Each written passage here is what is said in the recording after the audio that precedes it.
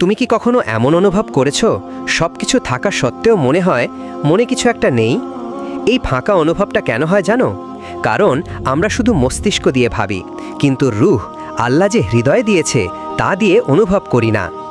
আল্লাহ তাআলা কোরআনে কেন বলে, লাহুম কুলুবুন লা ইয়াফকাহুনা বিহা, তাদের হৃদয় আছে কিন্তু তারা তা দিয়ে বোঝে না। আজ আমরা জানব কোরআন কিভাবে আমাদের এই রূহ বা আধ্যাত্মিক হৃদয়কে চিনিয়েছে। এখন রূহ বা রূহ নিজেই এক ধরনের বুদ্ধিমত্তা, মস্তিষ্কও এক ধরনের বুদ্ধিমত্তা। আমরা সবাই মস্তিষ্ক ব্যবহার করি, স্কুলে পড়েছি, পড়তে হয়েছে, তাই আমরা সেটা নিয়মিত ব্যবহার করি। ব্যবসায়ীরা ব্যবহার করে, ডাক্তাররা ব্যবহার করে, আইনজীবীরা ব্যবহার করে। সবারই জীবনে তহলিলি চিন্তা করা, সমস্যা চিহ্নিত করা, সমাধান খোঁজা এসব করতে হয়। কিন্তু রূহের এক আলাদা ধরনের বুদ্ধিমত্তা আছে। একে বলা যায় আধ্যাত্মিক বুদ্ধিমত্তা, স্পিরিচুয়াল ইন্টেলেক্ট। কোরআন এই আধ্যাত্মিক বুদ্ধিমত্তার জন্য কলব শব্দটি ব্যবহার করেছে। কোরআনের ভাষায় এই স্পিরিচুয়াল ইন্টেলেক্টের নাম কি? কলব, অর্থাৎ হৃদয়। আর যখন মানুষ এই আধ্যাত্মিক বুদ্ধিমত্তা ব্যবহার করে না, তখন আল্লাহ বলেন, লাহুম কুলুবুল লা ইয়াফকাহুনা বিহা, তাদের হৃদয় আছে কিন্তু তারা তা দিয়ে বুঝে না। শোনো, তাদের হৃদয় আছে কিন্তু তারা বোঝে না। এখন কেউ যদি আলেম আল আমর আর আলেম আল খালকের পার্থক্য না বোঝে, সে এসে বলে, ওস্তাদ, এখানে বলা হয়েছে হৃদয় বোঝে, কিন্তু হৃদয় তো বোঝে না, বোঝে তো মস্তিষ্ক। কোরআন কি তাহলে বায়োলজিক্যালি ভুল? হ্যাঁ সিলভেস্টার, তুমি বায়োলজিক্যালি ঠিক বলছো, কিন্তু সমস্যা হচ্ছে কোরআন এখানে ফিজিক্যাল হৃদয়ের কথা বলছে না। আল্লাহ এখানে আধ্যাত্মিক বুদ্ধিমত্তার কথা বলছেন, আর সেই আধ্যাত্মিক বুদ্ধিমত্তার জন্য কল্ব শব্দটি ব্যবহার করেছেন। আর যখন মানুষ এই কল্প ব্যবহার বন্ধ করে দেয়, তখন আল্লাহ বলেন, তাদের হৃদয় শক্ত হয়ে গেছে, বা হৃদয় ঢাকা পড়ে গেছে, বা হৃদয় মরে গেছে। আল্লাহ বলেন, ইন্না ফি যালিকা লাযিকরা লিমান কানা লাহু কলবুন, এতে অবশ্যই উপদেশ আছে তার জন্য যার হৃদয় আছে।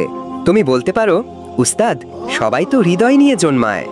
হ্যাঁ, ঠিক আছে, কিন্তু অনেকেই তাদের আধ্যাত্মিক হৃদয় পরিত্যাগ করে ফেলেছে। তারা শুধু শারীরিক হৃদয়টা ব্যবহার করছে, আধ্যাত্মিক হৃদয়টা নয়। বুঝতে পারছো? এই আধ্যাত্মিক হৃদয়ও চিন্তা করে, বিশ্লেষণ করে, কিন্তু এটা খাবার বা বাসস্থানের জন্য বিশ্লেষণ করে না, পোশাক বা টাকা পয়সার জন্য বিশ্লেষণ করে না। এটা অন্য এক ধরনের শূন্যতা পূরণের জন্য বিশ্লেষণ করে। কারণ শরীর ক্ষুধার্ত হয়, শরীর তৃষ্ণার্ত হয়, শরীরের যৌন চাহিদা থাকে, শরীর নিরাপত্তা চায়।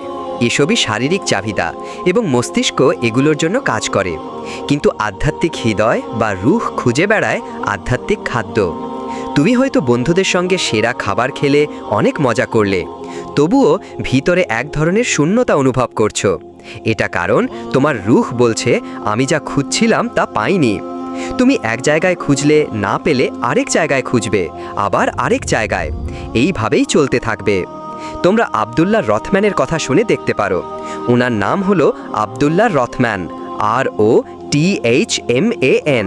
তিনি পৃথিবীর অন্যতম অসাধারণ একজন মানুষ। তার জীবনের একটা সংক্ষিপ্ত গল্প শোনো। তিনি এমন এক পরিবারে জন্মেছেন যারা সবাই মনোবিজ্ঞানের বড় গবেষক ছিলেন। তিনি হঠাৎ এই প্রশ্নে আগ্রহী হলেন, আত্মা, সোল আসলে কি?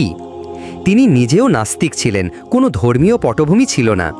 তিনি ঠিক করলেন, সাইকোলজি আমি পরে দেখব, আগে আমি সারা দুনিয়ার ধর্মে এই আত্মার ধারণা কি তা খুঁজে দেখি। তিনি হিন্দু মন্দিরে থাকলেন, পুরোহিতের মতো পোশাক পরলেন, খাওয়া দাওয়া করলেন, পুরো রীতিনীতি অনুসরণ করলেন 1 বছরের বেশি সময়ে। তারপর জ্যামাইকার বনে এক শামানের সঙ্গে থাকলেন, বনে বসবাস, মাছ শিকার, এই সব করলেন। এরপর ইহুদি শিক্ষালয়ে গেলেন, গির্জায় থাকলেন, সব ধর্মের সংস্কৃতি আর আধ্যাত্মিকতা তিনি নিজের জীবনে বাস্তবভাবে গ্রহণ করলেন। তিনি সব শেষ করে দেশে ফিরলেন মনোবিজ্ঞানে মাস্টার্স করতে। তখন কেউ তাকে জিজ্ঞেস করলো, তুমি ইসলামিক সাইকোলজি দেখেছো? তিনি বললেন, ইসলাম? তিনি খুঁজে দেখতে শুরু করলেন এবং বললেন, এই তো আমি যা খুঁজছিলাম। তিনি শাহাদা গ্রহণ করলেন। এখন তিনি ক্যামব্রিজ ইসলামিক কলেজের ইসলামিক সাইকোলজি প্রোগ্রামের প্রধান। তিনি সুদানে এক শাইখের কাছে পড়াশোনা করেছেন, আরবি শিখেছেন, ইসলামিক সাইকোলজি গভীরভাবে অধ্যয়ন করেছেন।